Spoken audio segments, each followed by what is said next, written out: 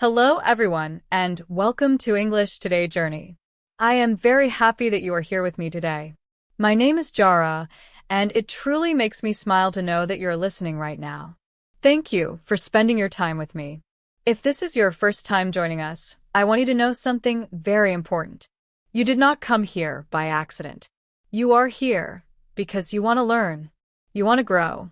You want to feel more confident, especially when you use English. That is a wonderful decision, and you should be proud of yourself. You are also not alone.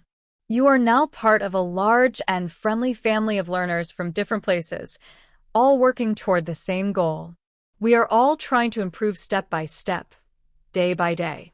Everyone here understands the challenges of learning English, and everyone shares the same dream of becoming better and more confident. This podcast was created to support you on that journey.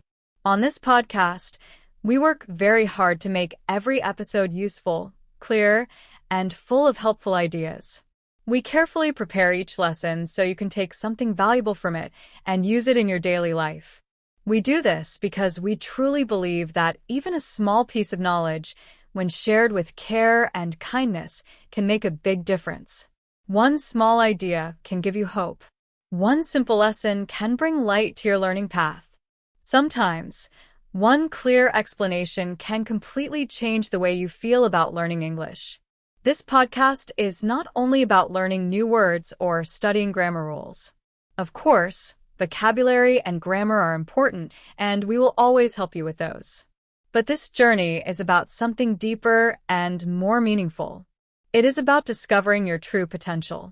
It is about finding new ways to think, new ways to speak, and new ways to connect with people around the world.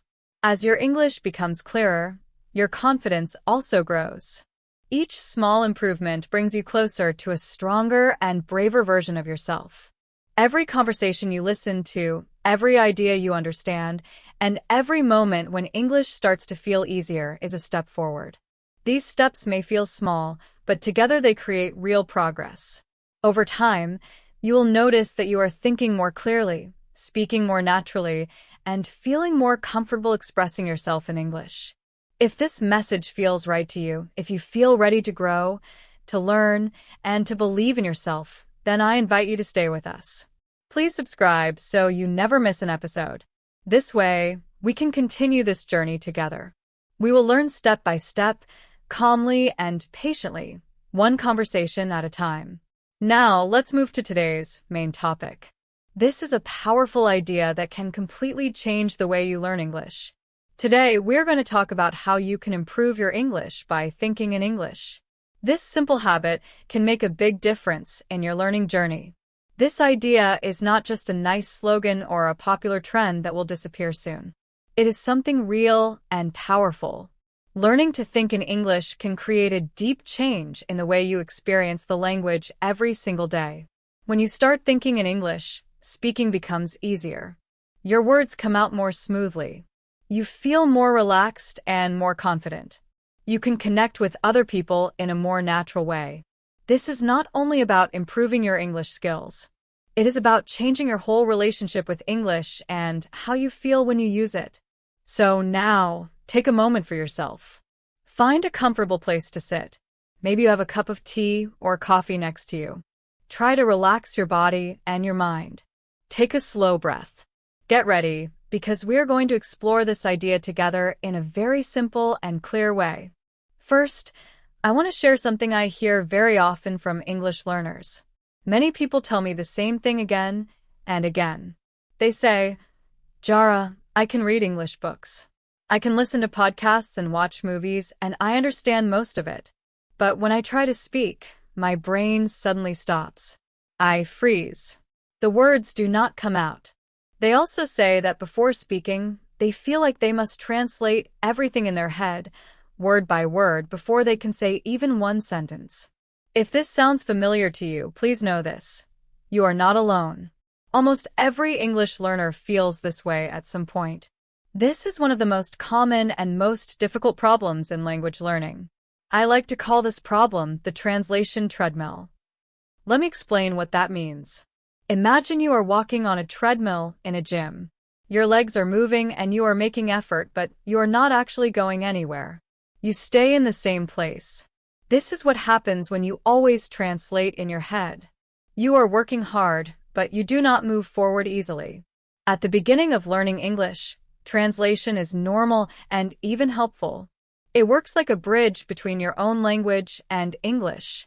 It helps you understand new words and ideas. But after some time, this bridge becomes very heavy. Instead of helping you, it starts to slow you down. It makes speaking harder, not easier. When you translate every single word, your brain gets tired very quickly. Speaking becomes slow and stressful. Conversations stop feeling natural and enjoyable. Instead of listening and responding freely, you're busy searching for words and checking grammar in your head. This makes it difficult to relax and enjoy talking with others. Because of this, many learners feel nervous or afraid to speak. They worry about making mistakes. They worry about choosing the wrong word. But the real problem is not their English level. The real problem is that they're stuck on the translation treadmill, running but not moving forward. This is why learning to think in English is so important. When you stop translating and start thinking directly in English, speaking becomes lighter and faster. Your mind feels more open. You can focus on the conversation, not on the words inside your head. This change may feel small at first, but over time it can completely transform the way you speak and feel in English. Many learners often stop in the middle of speaking and think, "What is the translation for this?" Or, "What is the right word?" This moment can feel very uncomfortable. But here's the good news. You do not have to stay on the translation treadmill forever. You can step off it. Learning to think in English is like stepping off that machine and finally moving freely. When you do this, you start to find your own natural rhythm in English. Your words begin to come more easily. You do not feel blocked or stuck anymore. Instead, you feel lighter, calmer, and more confident. This is the real power of thinking in English. Let's imagine something together. Picture yourself running in a race. You want to move forward, but before you can take one step ahead, you must first step to the side, then take a step backward, and only after that can you move forward a little. That would feel very frustrating, wouldn't it? This is exactly how it feels when you're stuck translating in your head. Your brain has to do too many steps before you can speak. It becomes tired very quickly. You lose time. And most importantly, you lose the joy of simply talking and connecting with other people in English. When you are always translating, conversations stop being fun. Instead of listening and enjoying the moment, you are busy inside your head. You are checking words, grammar, and meaning all the time. This makes speaking feel like hard work instead of a natural exchange. Over time, this can make you feel nervous, shy, or even afraid to speak. Our goal today is very clear. We want to help you step off that translation treadmill. We want to help you move forward in a simpler and easier way. We will do this by sharing personal stories, explaining big ideas using very simple language, and giving you many practical things you can try in your daily life. These ideas are not difficult, and you do not need to be perfect to use them. By the end of this lesson, you'll have useful tools, more confidence, and a healthier way of thinking about English. You will not only learn how to speak English better, but also how to think in English. Slowly, English will stop feeling like something outside of you. It will start to feel natural, like a part of your thoughts. It can become almost like an extension of your mind and your feelings. So now, let's move forward together. Before we learn how to think in English, we first need to understand what is really stopping us. The main problem is the translation treadmill. And this is very important to remember. This problem does not exist because you are not smart. It is not because you are bad at languages. It is simply a habit. This habit usually starts very early, when English feels confusing and difficult. At that time, translating feels like the only way to understand anything. English feels like a puzzle, and translation feels like the only tool to solve it. This is normal. Everyone goes through this stage. But as time goes on, this habit can stay longer than it should. The good news, is that habits can change. With awareness, practice, and patience, you can slowly let go of constant translation. You can train your mind to stay in English longer and longer. And when that happens, English stops being a struggle and starts becoming a natural part of who you are. At its core, the translation treadmill is something that happens inside your mind. It is a mental habit. It appears when your brain automatically changes every English word or sentence into your native language before you can truly understand it or respond. This process usually happens without you even noticing it, but it affects the way you speak more than you realize. Let me give you a very simple example. Imagine someone asks you a very easy question. How are you?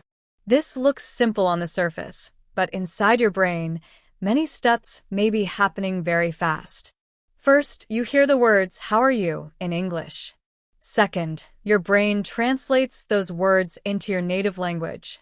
Third, you understand the meaning in your native language. Fourth, you think of an answer in your native language. Fifth, you translate that answer back into English. And finally, you say, "I'm fine, thank you."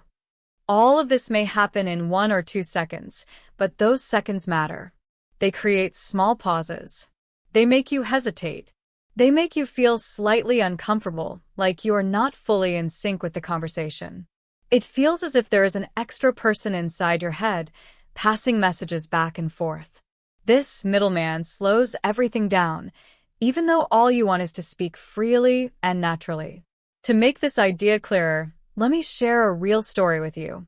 I once worked with a young architect named Haoki. He was extremely talented and very intelligent. His grammar was excellent, almost perfect. On paper, his English was amazing. He could write professional reports without making mistakes. He could read complex technical documents and understand them better than many native speakers. In many ways, he was impressive. But when it came to speaking, something was blocking him. Every time I asked him a question, there was a small pause before he answered. It was not a long silence, but it was noticeable. Sometimes, I could even see the struggle on his face. His eyes would move slightly, and his forehead would tighten, as if his brain was working very hard behind the scenes. It felt like his thoughts were stuck in traffic. One day, during one of our sessions, I decided to try something simple. I showed him a picture of a busy city street.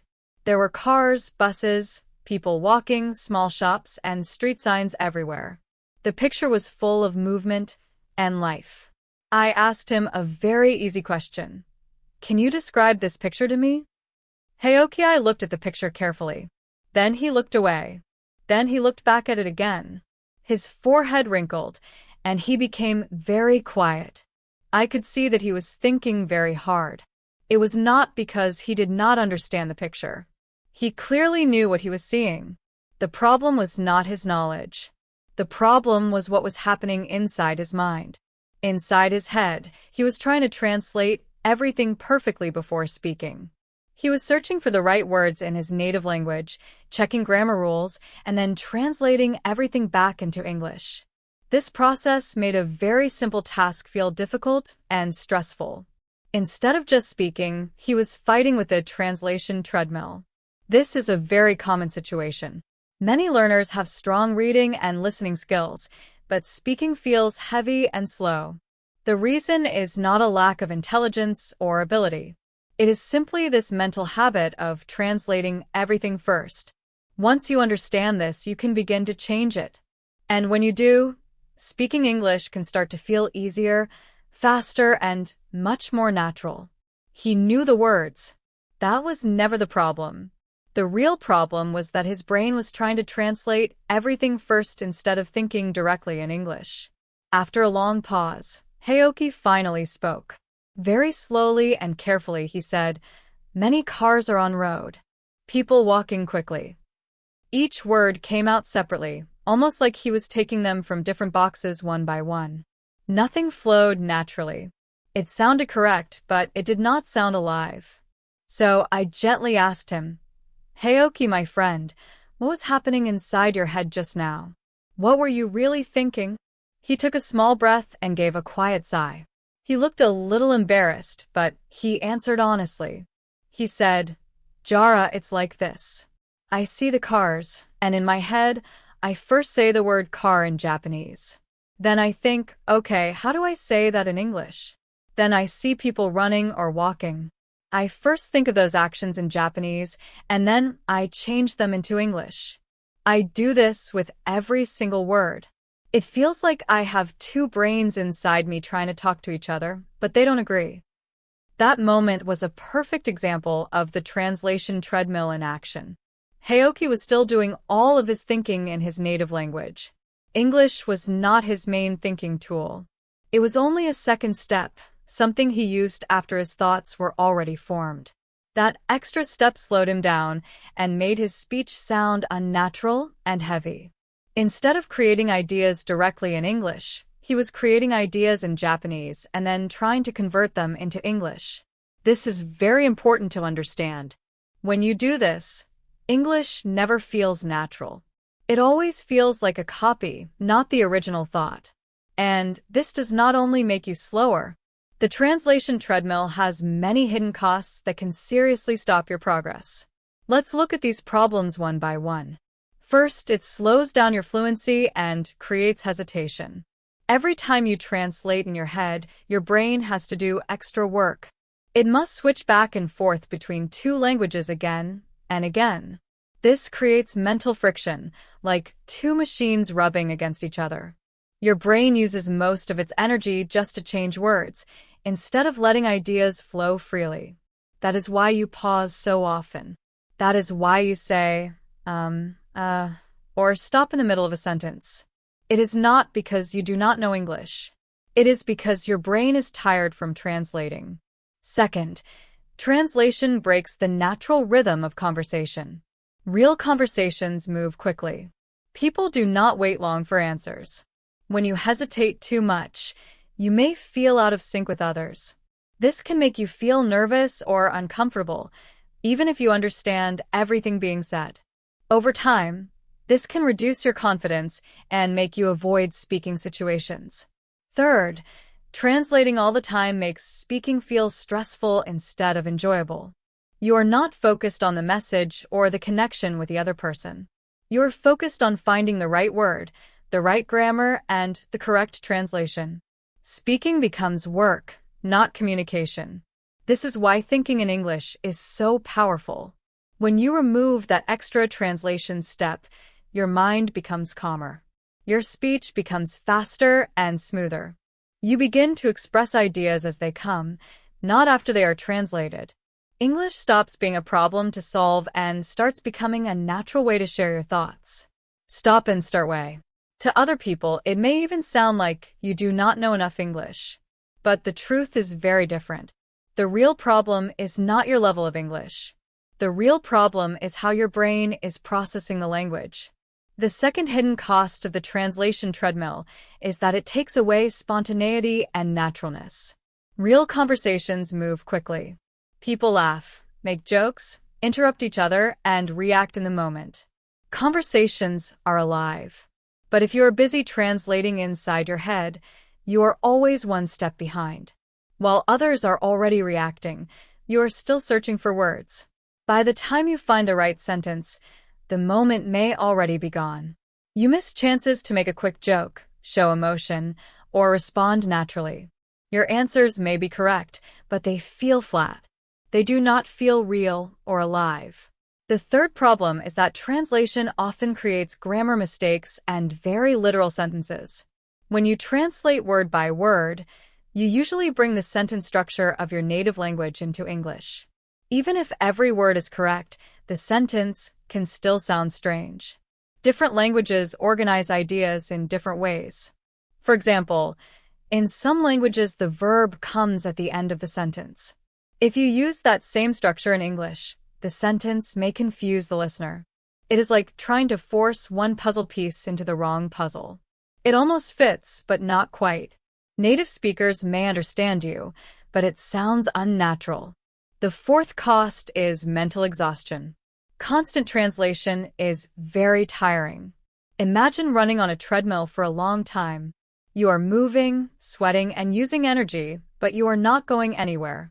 After a while, your body feels exhausted. The translation treadmill does the same thing to your brain. Switching between two languages again and again uses a huge amount of mental energy. Over time, this can lead to frustration, tiredness, and even burnout. Some learners reach a point where they feel bored or angry with English.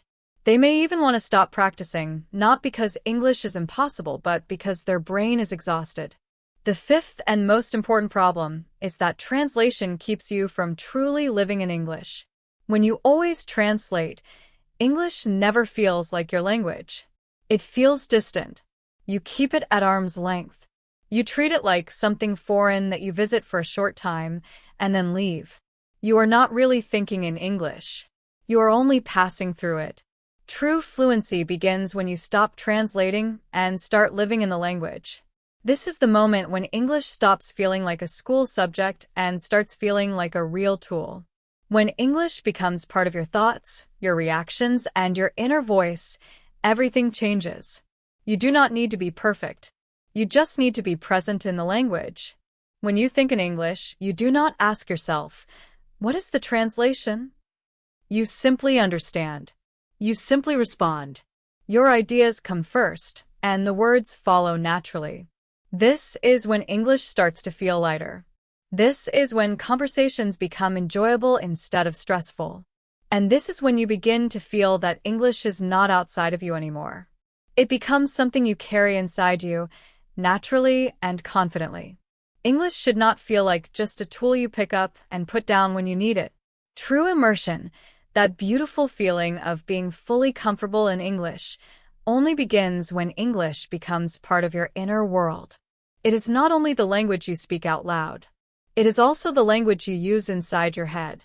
When English becomes the language of your thoughts, your reactions, and your quiet inner voice, that is when real change happens. The very first step to breaking free from the translation treadmill is awareness.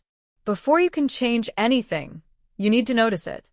Think of yourself as a kind and curious detective of your own mind. Do not judge yourself. Just observe. Pay attention to what is happening inside your head when you use English. Ask yourself some gentle questions. When do I translate the most? Is it when I try to describe something new or unfamiliar? Is it when someone asks me for my opinion on a serious or difficult topic? Or is it when I hear a new phrase and my brain immediately jumps to my first language before I fully understand it in English? These questions help you see your habits clearly. There are some clear signs that show the translation treadmill is active in your mind. One sign is a small but constant delay before you speak, or right after you hear someone else speak. It feels like a short pause, but you can almost feel your brain working hard behind the scenes, quickly changing languages. Another sign is that you build sentences one word at a time instead of letting full phrases come out naturally. You may also notice that you focus too much on individual words and their translations, instead of the overall meaning of the message. Another very important sign is mental tiredness. After a short conversation in English, you feel surprisingly exhausted. Your head feels heavy. This tiredness feels stronger than it should for such a simple interaction. This is often a clear signal that your brain is doing too much extra work by translating everything. If you notice these signs, please be kind to yourself. Do not judge yourself. Do not feel frustrated or disappointed. These habits are very common and they developed for a reason. At one point, translation helped you. Now it is simply time to move forward. Just observe your thoughts with curiosity and patience. This step is incredibly powerful because it turns something that was automatic and invisible into something you can clearly see. When translation happens without your awareness, you feel stuck. But once you notice it, you gain control. Awareness gives you choice. And choice opens the door to change. Think of it like drawing a map before starting a journey. You cannot leave the treadmill if you do not know where it is or how it works. Once you understand how your mind processes English, you are no longer lost. You know what is slowing you down. And that knowledge alone already begins to free you. Now that we clearly understand the challenge, We are ready to move forward. The next step is learning how to gently replace translation with thinking directly in English. This does not happen overnight, but step by step, with simple and practical habits. And that is exactly what we are going to explore next. Now, let's move toward the solution. The heart of thinking in English is very simple. It means creating a direct connection between your ideas and English words without passing through your native language first. In other words, you stop translating in the middle. You build a new path in your brain. This new path is like a shortcut. It helps you reach understanding and speech faster, with less effort and less stress. This process does not start with difficult topics or advanced grammar. It begins with the simplest part of your life, your everyday world. The ordinary objects you see and the small actions you do every day are the best place to start. Your daily life is full of learning opportunities, and you do not need a book or a classroom to use them. Let me share a very simple but powerful exercise with you. It is called direct labeling. Right now, wherever you are, stop for a moment and look around you. Notice the objects near you. Do not think of their names in your native language. Do not translate. Go directly to English. If you see a table, just think table. If you see a chair, think chair. If you see a book, think book. Now continue with other things around you. The lamp, the wall, the window, the floor, your hand, your clothes, your phone, your bag. Silently name each object in English inside your head. Do not rush. Just calmly notice and label. At first, this may feel very easy, almost too easy. You might think, this cannot really help me. But do not underestimate this exercise. Its power does not come from difficulty. Its power comes from repetition. Every time you do this, your brain learns something new. It learns to connect the object directly to the English word. There is no translation step. There is no extra work. This is the first brick in building your habit of thinking in English. This is the foundation. Once this feels more natural, you can slowly expand the practice. Do not stop at objects. Start labeling actions too. For example, when you pick up a glass, think drink. When you sit down, think sit. When you stand up, think stand. When you walk across the room, think walk. When you open a door, think open. These are very small actions, but they happen many times every day. Little by little, something important will happen. Your brain will start skipping the translation step automatically. Instead of thinking in your native language first, English will appear directly. This is exactly how you build the habit of thinking in English.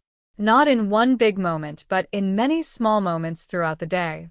You can take this even further by gently narrating your life in English. Imagine you are your own personal narrator. You do not need to speak out loud. Just think quietly. For example, when you wake up in the morning, you can think, I am waking up. I am getting out of bed. When you brush your teeth, think, I am brushing my teeth. When you make coffee or tea, think, I am making coffee. The water is hot. When you leave the house, think, I am leaving. I am going to work. These sentences do not need to be perfect. Simple is enough. The goal is not grammar perfection. The goal is to keep your mind in English for a little longer each day. Even 1 or 2 minutes at a time is valuable. At first, your brain may try to go back to your native language. That is normal. Do not fight it. Just gently return to English when you notice it. Over time, English will start to feel more familiar and more comfortable inside your mind.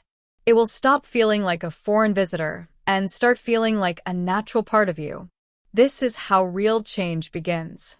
Not with pressure, not with fear, but with small, simple habits practiced every day. Step by step, you move away from translation and closer to true thinking in English. Imagine this. You are stretching your arms and legs. You get out of bed. You walk to the kitchen. You boil water for tea. You pour the water into a cup. You drink your tea. Each small action is accompanied by a quiet voice inside your head, commenting on your life in English. I am stretching. I am walking. I am boiling water. This is your internal narrator speaking, a soft, personal voice that gently describes your life in English. You do not say these words out loud. You do not need anyone to listen. You're just practicing freely. This exercise is extremely powerful because it naturally makes you use some of the most common English verbs, along with the present continuous tense, the I am doing form. These are the very building blocks of everyday communication. By practicing in this way, your brain starts to connect English directly to your actions and thoughts. You are training your mind to speak English in real time, without translation and without pressure. There is no fear of mistakes, no judgment from anyone else. You are safe to practice. You are free to make English part of your inner world. Let me share a story about one of my students, Anna. Anna was an incredible writer. Her essays were thoughtful, organized, and full of strong vocabulary. On paper, she could express herself beautifully. But when it came to speaking in real time, everything changed. She was extremely shy. The moment she had to speak with someone, fear and pressure froze her. She worried about making mistakes. She worried about what others might think. And because of that, the words simply would not come out. Speaking felt heavy, stressful, and frustrating. I suggested she try the internal narration technique. At first, she laughed. "Jara," she said, "I'll look completely silly talking to myself all day. People will think I'm crazy." But she really wanted to improve. She decided to try it for just 1 week. A few days later, I received a message from her. It was full of excitement. She wrote, "Jara, you won't believe what happened today. I was washing the dishes this morning, just scrubbing plates, when suddenly my inner voice started speaking in English. It said, 'I am washing this plate. It is dirty. I need more soap. I am rinsing it under the water.'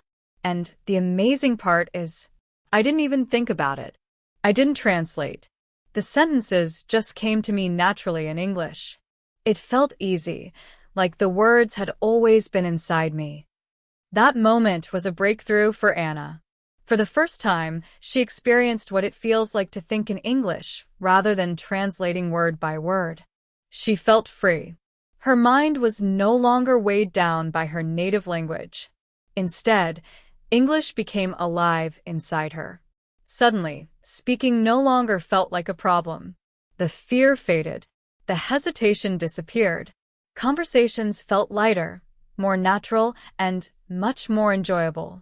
This story shows exactly why internal narration works. You are not trying to impress anyone. You are not memorizing long sentences or worrying about grammar perfection. You are simply living in English, moment by moment, in your own daily life. Every small action, every simple thought, is an opportunity to build the habit of thinking in English. Slowly but surely, your brain learns to skip the translation step. Your words begin to flow naturally. English starts to feel like part of you, part of your mind, part of your life. And this is the real secret. Small, consistent practice, even in private, transforms your confidence and fluency. Step by step, day by day, English stops feeling distant and starts feeling like home. For Anna, this practice was life-changing. She realized that by practicing in a safe, low-pressure environment, she could slowly build her confidence. She could make mistakes in private, correct herself silently, and allow English to become a natural part of her inner thoughts. This gentle approach made speaking English feel less frightening and more like a natural habit. The internal narration technique does not have to stop with your personal actions. You can expand it to your surroundings. Whenever you are outside, on a bus, walking in the park, sitting in a cafe, or even waiting for a friend, you can quietly describe what you see in English. Look at the world around you and name it. For example, the sky is blue today. There are many cars on the road. They're moving slowly. That tall building has many windows. A woman is walking her dog.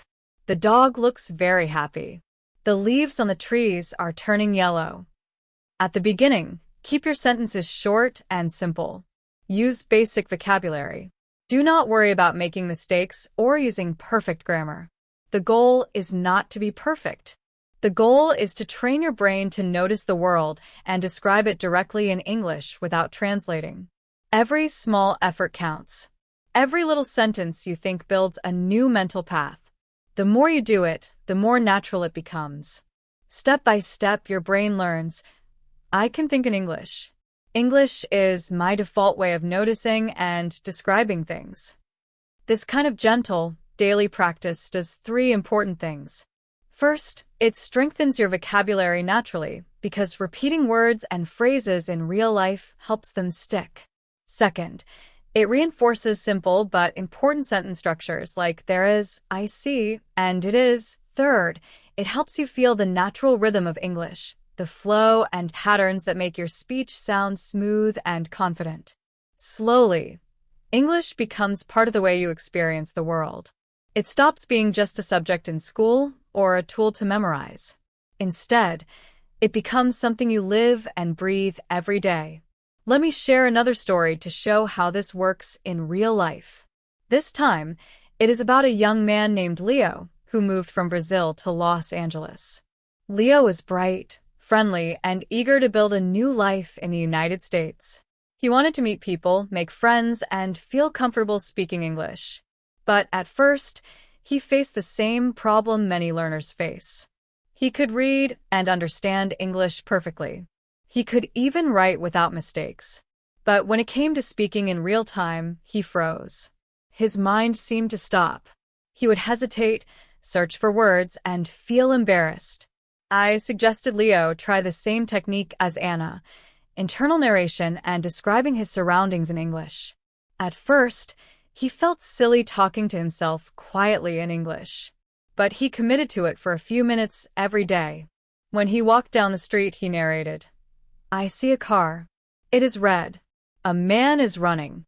He has a backpack. The sun is shining. The birds are singing. Little by little, something remarkable happened. Leo started thinking in English naturally. His brain stopped translating word by word. He felt lighter, freer, and more confident. Conversations with real people became easier. Speaking no longer felt stressful. English was no longer a foreign visitor. It had become a natural part of his inner thoughts and his daily life. This shows that the key to real fluency is small, consistent steps, practiced in safe, everyday moments. Simple actions, simple observations, and quiet narration in English build a strong foundation. Step by step, your mind begins to live in English. Step by step, speaking English becomes easier, faster, and more natural. Leo wanted to make friends, connect with people, and feel at home in the United States. But he faced one big challenge. Like many learners, he was constantly translating in his head. Whenever people spoke quickly, used slang, or made jokes, he felt behind. Conversations felt like a race he could never catch up with. Every sentence required extra mental effort, and this made speaking stressful and exhausting. I suggested he try internal narration, the same technique Anna had used, but with a small twist. I told him to use his daily commute as a practice opportunity. Every morning, on the bus from his apartment in Santa Monica to his office downtown, he quietly narrated everything he saw and thought in English. He started simply, the bus is moving down Wilshire Boulevard. I see palm trees and tall buildings. There is a coffee shop on the corner, and a group of people is waiting outside. The sun is bright today. I wonder if I should grab a smoothie for lunch. Maybe the green one. No, I had that yesterday. At first, it felt strange and slow, but he kept going. Little by little, he added more details. He began noticing and describing people. That woman looks a bit stressed. Maybe she is late for work. The man with headphones seems relaxed. He is probably listening to music. He even started imagining thoughts for the people around him. No one heard him. No one judged him.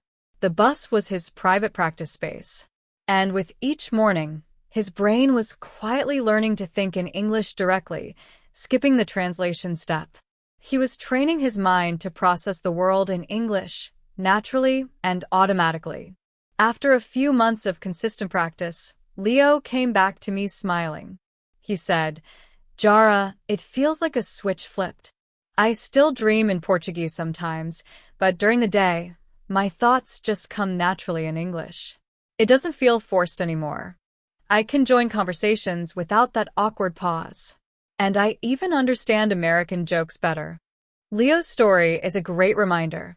Even something as simple as silent internal narration, practiced consistently, can help you cross the bridge from translation to real English thinking.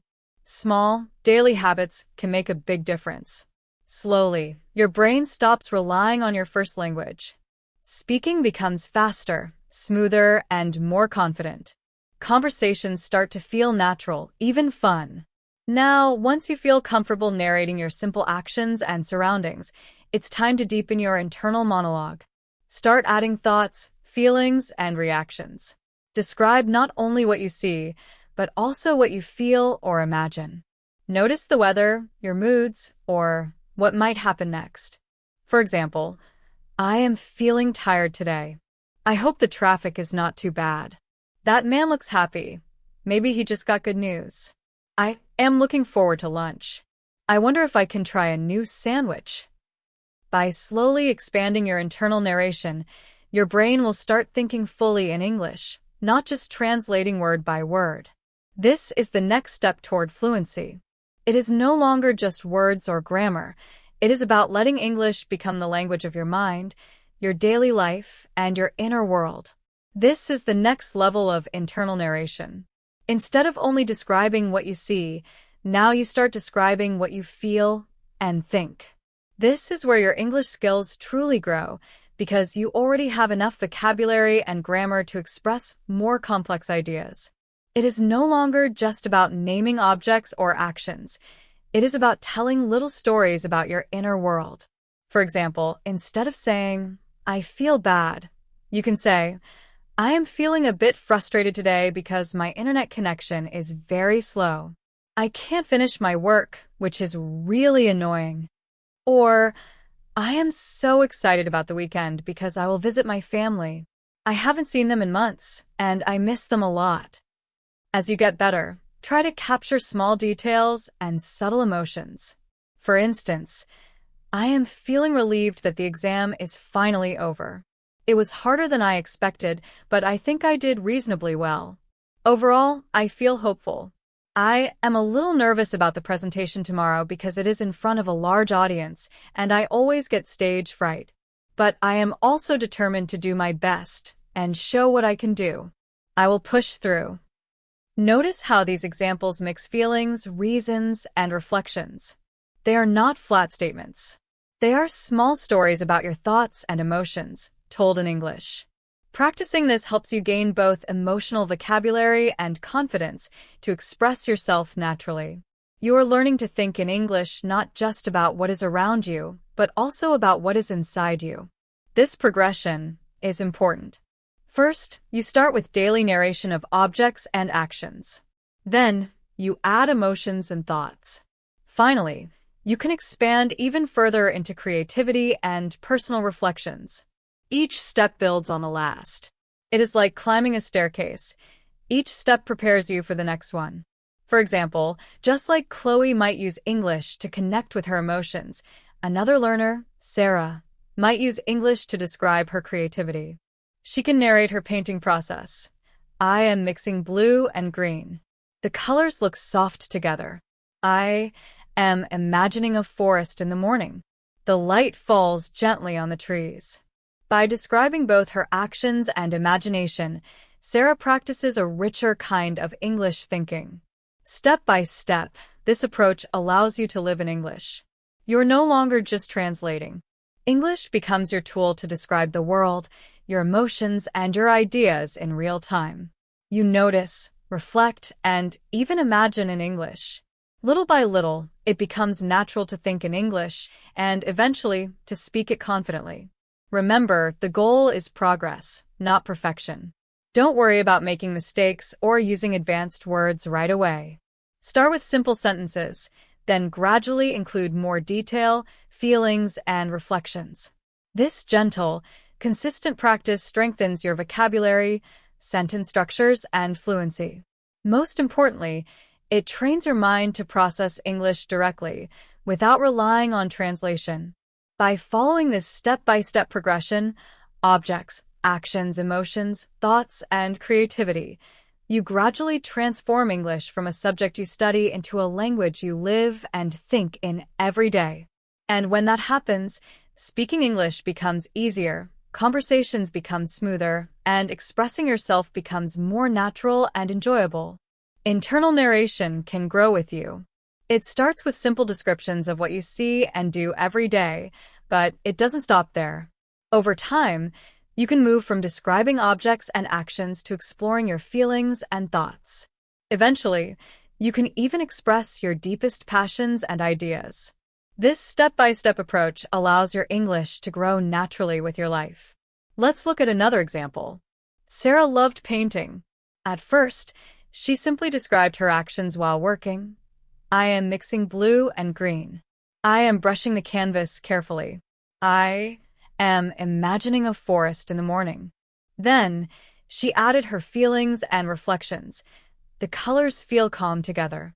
I am enjoying the quiet moment. I feel happy with how the painting is turning out. By slowly combining actions, emotions, and imagination, Sarah trained her brain to think in English about things she loved. You can do the same with your own passions, whether it's art, music, science, sports, or cooking. For instance, if you love cooking, you can silently narrate in English while preparing a meal.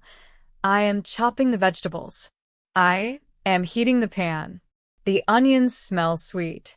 I am stirring carefully so they don't burn. Over time, this becomes natural, and English starts to feel like the language of your everyday experiences and your personal world. The key is progressive practice. Start small and simple. Name objects around you. Describe your actions. Add emotions and thoughts. Then expand to your hobbies, creative projects, and even reflections on your day. You don't need perfect grammar or advanced words at first. The goal is to make English your default way of noticing, observing, and describing the world. This technique also strengthens your ability to process and explain ideas. Once you feel comfortable with internal narration, try summarizing short articles, news stories, or interesting ideas in English. Break complex ideas into simple sentences. Instead of saying, "This article explains how technology has transformed communication over the last few decades," highlights that while it brings people closer, it also raises concerns about privacy and screen time and shows that we need to find a balance. You could say, "This article explains how technology changed communication. It connects people, but there are problems with privacy. Too much screen time can be harmful. We need to find a balance." Shorter, simpler sentences make it easier for your brain to process and think directly in English. Another benefit is confidence. By practicing internal narration and summarizing ideas quietly, you can make mistakes safely, correct yourself, and gradually build fluency. Over time, English stops feeling like a subject you study and starts feeling like the language you live in. Your brain becomes used to forming thoughts directly in English, and conversations, presentations, or creative work in English becomes smoother and more natural. Finally, notice the progression.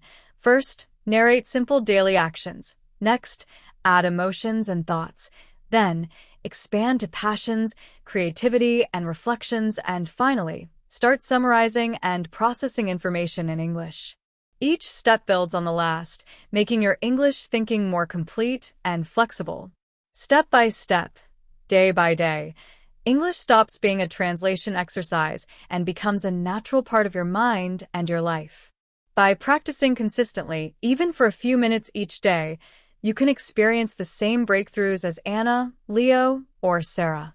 English becomes not just something you speak, but something you think, feel, and live in every day.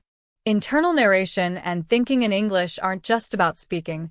They are also about understanding what you hear and read directly in English, without translating.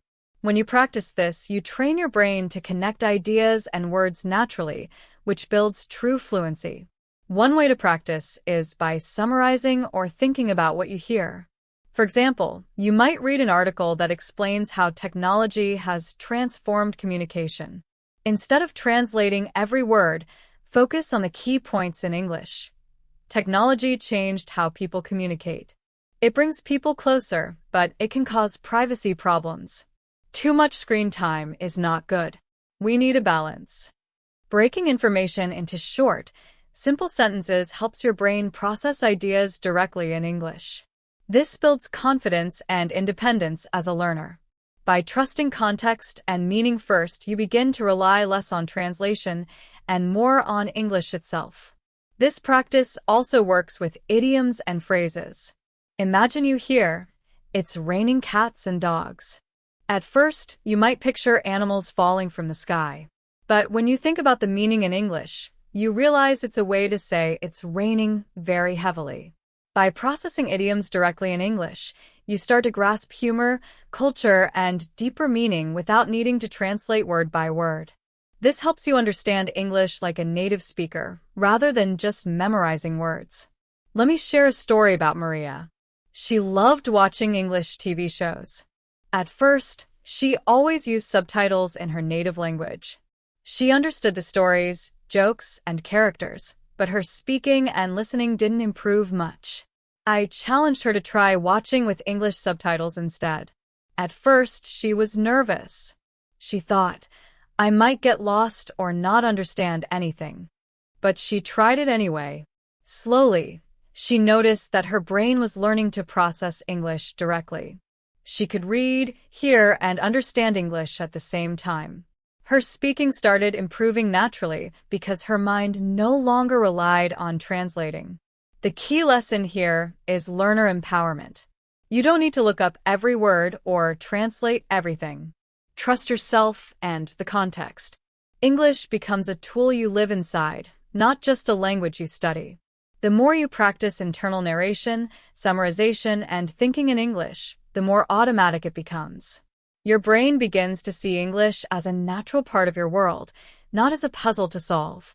Whether you are creating, analyzing, or just consuming English, the most important habit is staying inside the language itself.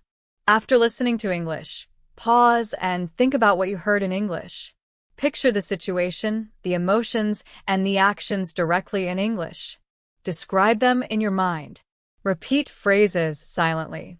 This turns English into your natural way of thinking.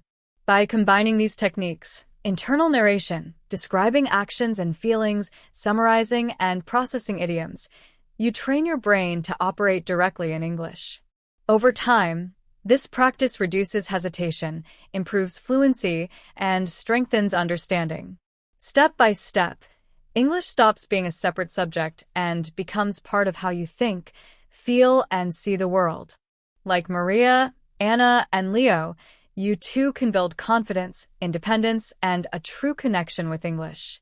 Maria was nervous at first. She thought, what if I don't understand anything? What if I miss the story?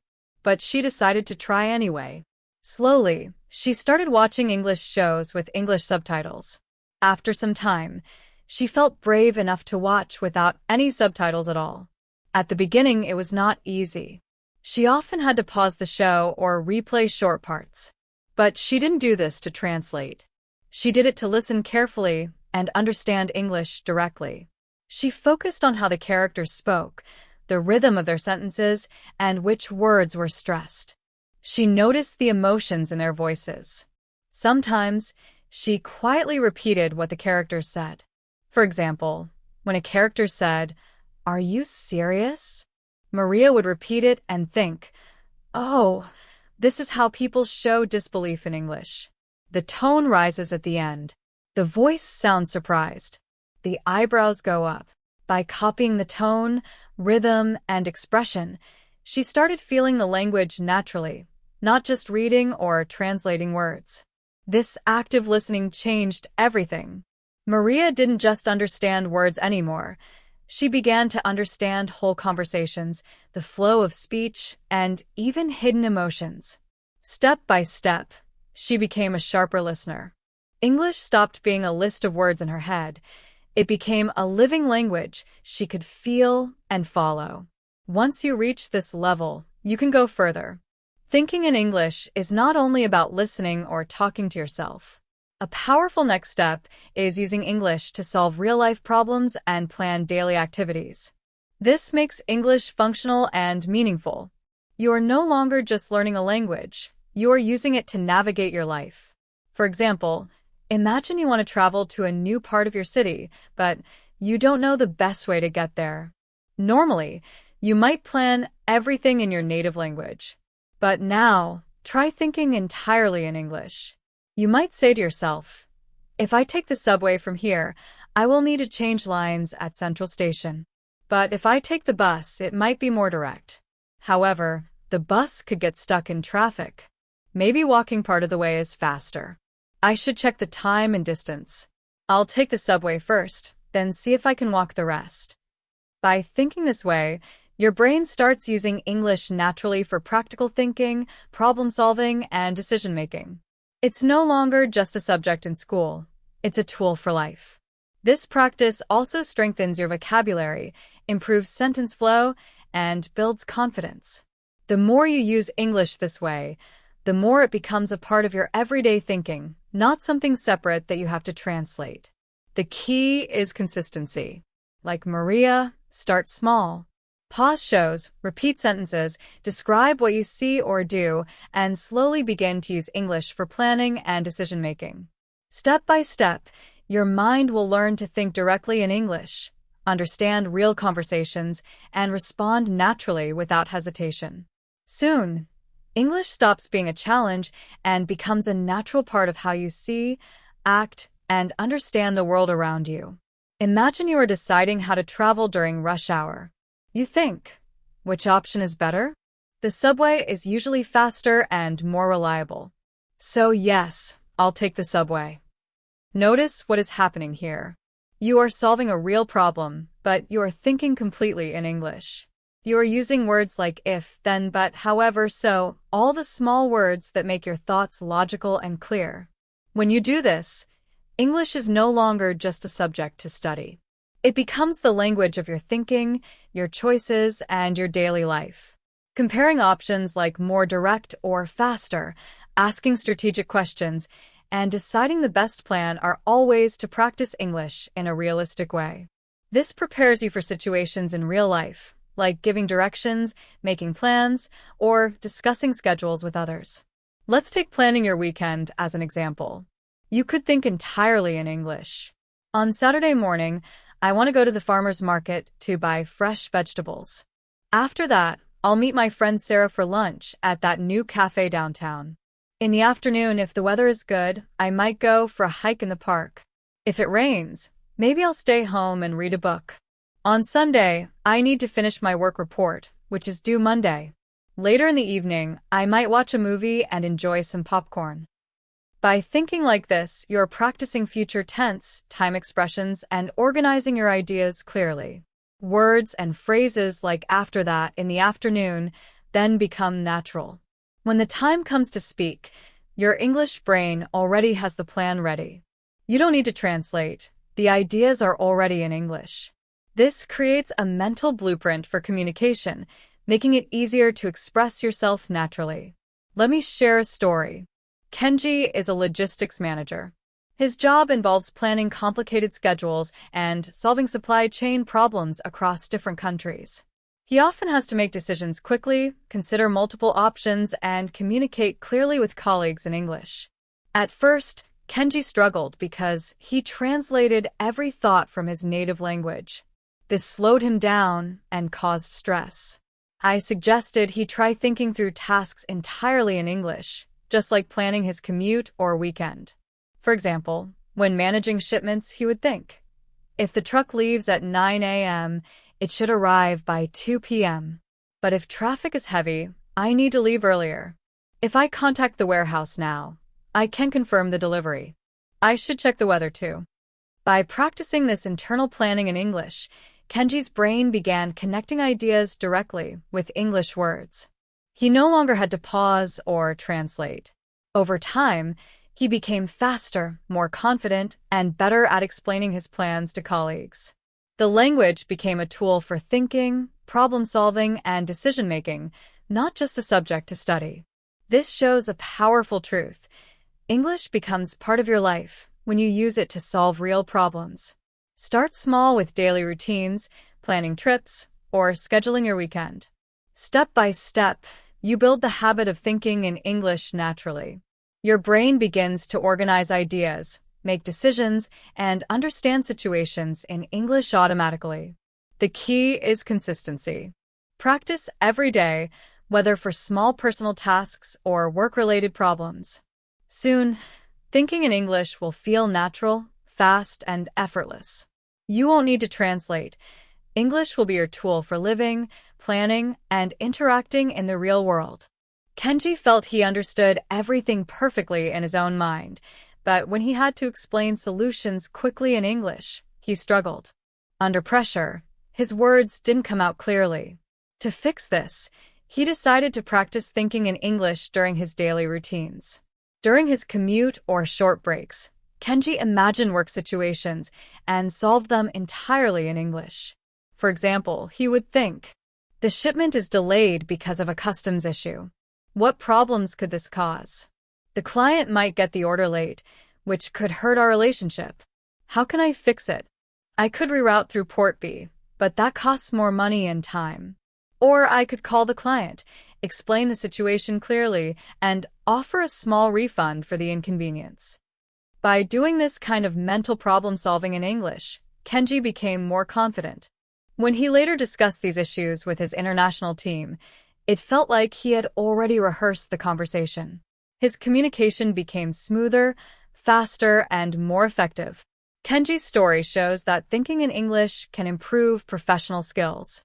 It helps you become a clearer communicator, a confident decision-maker, and a more effective team member. But this method isn't only for work. It can help in social situations too. Take Isabella, for example. She is from Italy and moved to New York City. Isabella is a fantastic chef, and her English in the kitchen is very good. She can follow recipes, give instructions, and communicate with colleagues professionally. But when she tried casual conversations with new friends, her English felt stiff and unnatural. She hesitated, worried about saying the wrong word or sounding awkward. Just like Kenji, Isabella started practicing mental English thinking for everyday life. She imagined conversations in her mind, thinking about how she would respond to questions or how she would describe her day. For example, she would think, "Hi, I'm Isabella. Today I cooked a new pasta recipe. It turned out really well. I hope my friends will like it. Later I will go to the park and see the sunset. Maybe I can take some photos." By doing this regularly, Isabella began to feel more comfortable. Her English became more natural, and she gained confidence in casual interactions. She could respond quickly, make small jokes, and even express her personality without translating from Italian first. This shows an important idea. Thinking in English is not just for work or studying, it can be used for all parts of life. When you imagine situations in English, whether at work, at home, or with friends, your brain starts to connect English directly with your thoughts. You don't translate, you think in English automatically.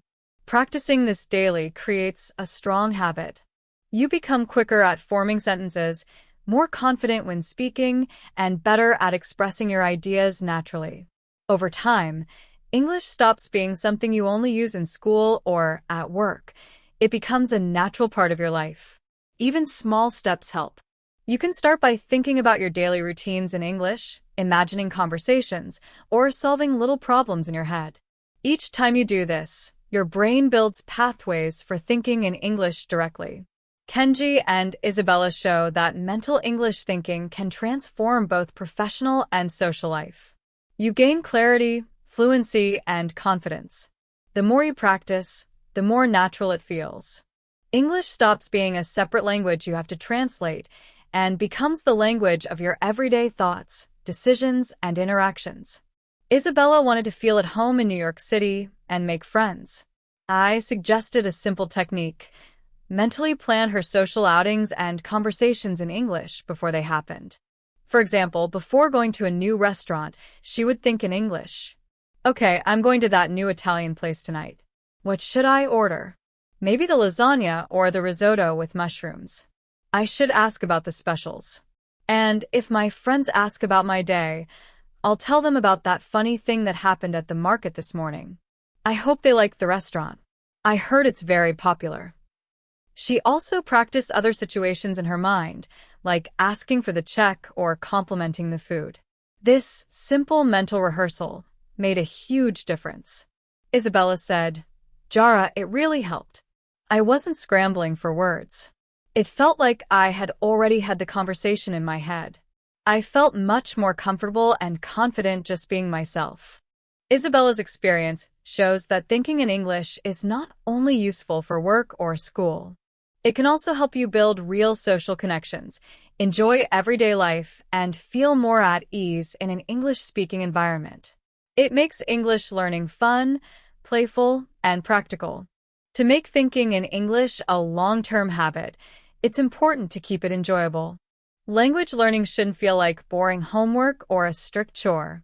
Instead, try to make it a playful game or a curious exploration of ideas.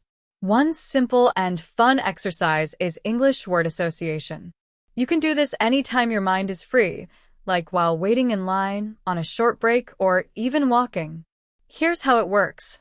Pick any English word that comes to mind. Then think of another word it reminds you of, and keep going, creating a chain of connected words. For example, table, chair, tree, green, grass, park, play, fun, laugh, smile, happy day, sun, warm, summer, beach, ocean, blue. This exercise helps your brain build strong connections between English words and ideas without needing to translate. It trains your mind to move naturally from one thought to the next in English, creating mental shortcuts for fluency. The beauty of word association is that it's flexible and playful. You don't need to worry about grammar, spelling, or making perfect sentences. The goal is to strengthen the link between your thoughts and English words so your brain becomes comfortable using them automatically. Over time, this playful exercise adds up. Your mind will start thinking in English more quickly.